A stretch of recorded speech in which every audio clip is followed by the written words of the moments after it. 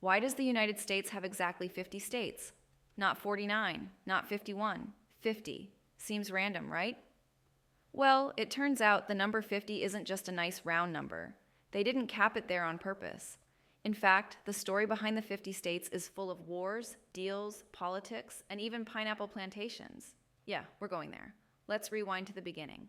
When the U.S. declared independence in 1776, there were only 13 colonies, the original East Coast crew. Over time, the U.S. started expanding westward.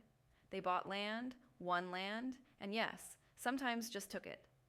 Hello, Manifest Destiny.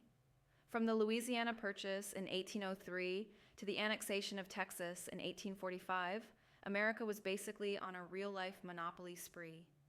Each new area eventually became a state, but not instantly. So what determined whether a new territory became a state? It came down to population, politics, and timing. A territory had to have enough people, a working government, and most importantly, Congress had to say yes. And here's the kicker. Politics heavily influenced statehood.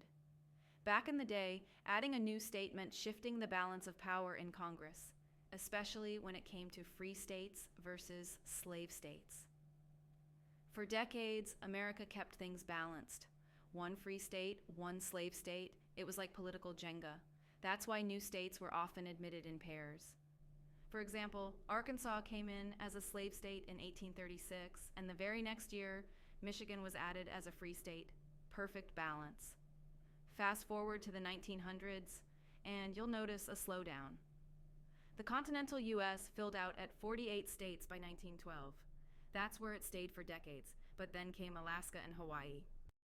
Alaska became the 49th state in 1959, not just for its oil and strategic location, but to offset Hawaii, which was heavily Democratic.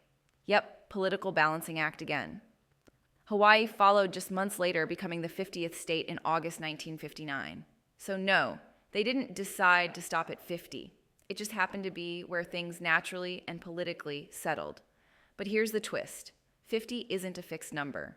Puerto Rico, Washington, D.C., and even Guam have movements pushing for statehood. If that ever happens, boom, 51st state. So the next time you see that American flag with 50 stars, remember, it's not set in stone. It's just where the map paused, for now. If you learned something new today, give this video a thumbs up and hit subscribe for more facts that actually blow your mind.